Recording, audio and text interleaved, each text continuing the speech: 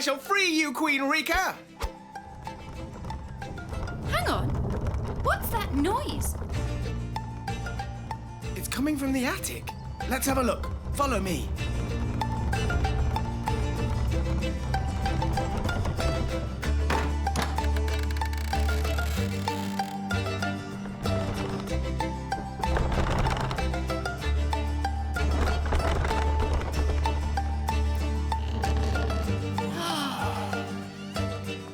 It's a book. Books can't make noises. It's not just any book. Look! St. Ladislaus Legendarium. Oh!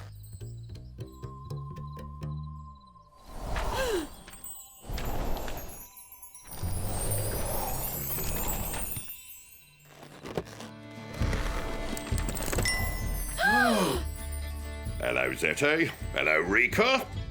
I really didn't mean to surprise you, but I was just thinking, I'd love to tell you a little bit about myself and about the famous St. Laszlo. I'm Sir Mano, a genuine knight. Probably the most valiant swordsman who ever lived and served under the reign of our glorious king, St. Laszlo. I earned my title at the Battle of Kerles for my courage, steadfast character, and the mighty strength of my arm. The proof is right here under my beard. It's all painted on the walls at the Church of Szeklerland, and it would be a pleasure to tell you all about it, if I may. Here we go.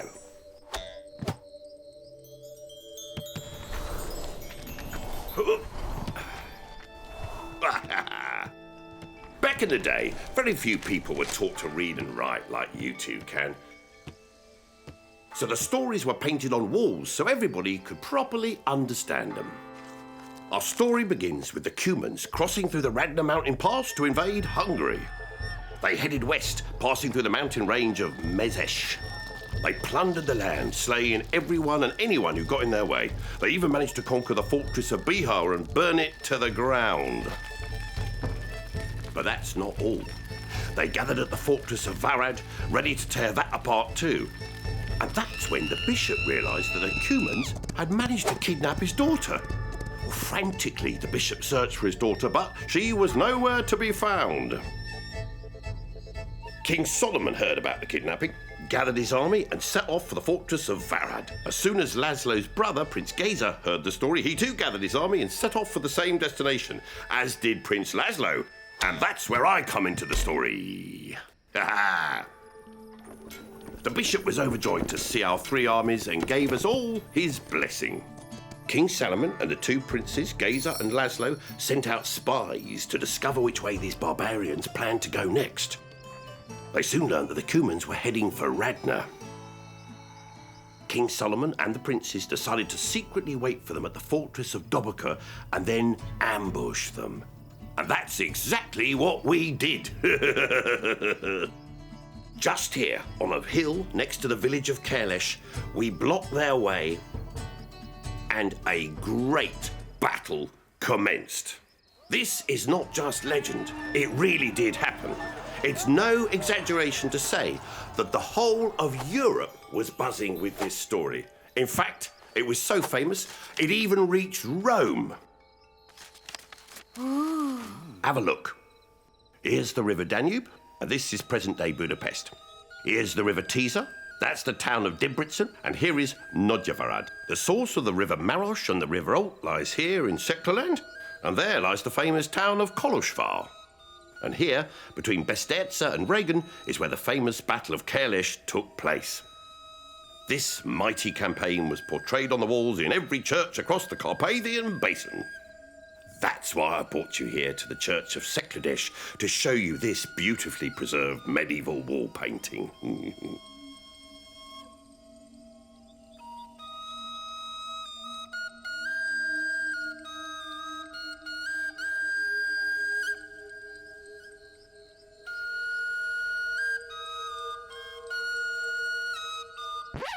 Now, where was I?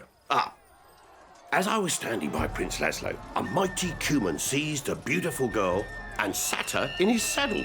Well, the prince didn't hesitate. Convinced that the girl was none other than the bishop's daughter, he chased after them, determined to rescue her. As he caught up with them, he shouted to the girl, "My lady, grab the Cuman by his belt and throw yourself to the ground." Hearing the voice of Prince Laszlo, the girl clutched her kidnapper and they landed on the ground with a great thud. That's it. The prince leapt from his horse and they began to wrestle with their bare hands. They fought and fought, but they were too well matched. Seeing this, the girl jumped to her feet, picked up the prince's axe and hacked her enemy in the leg. The mighty villain screamed in pain and fell to his knees.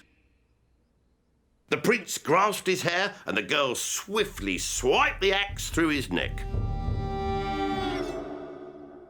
Well, nearby stood an old oak tree.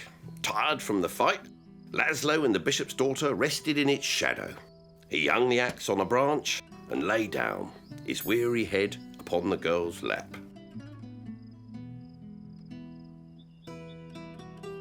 Meanwhile, the battle was won, and the two were found, Laszlo asleep and the bishop's daughter stroking his curls. Now, I've only told you this story to show you something of our past. However, after this battle, the king entrusted me to guard the fable tree. So now I want you to read this book. And most importantly, make sure you pass on its story to everyone. Sure. Oh, we will. We promise. Then I shall leave you now and see you both again in the fable tree. See you, Sir Mano. Ready for adventure? A knight is always ready.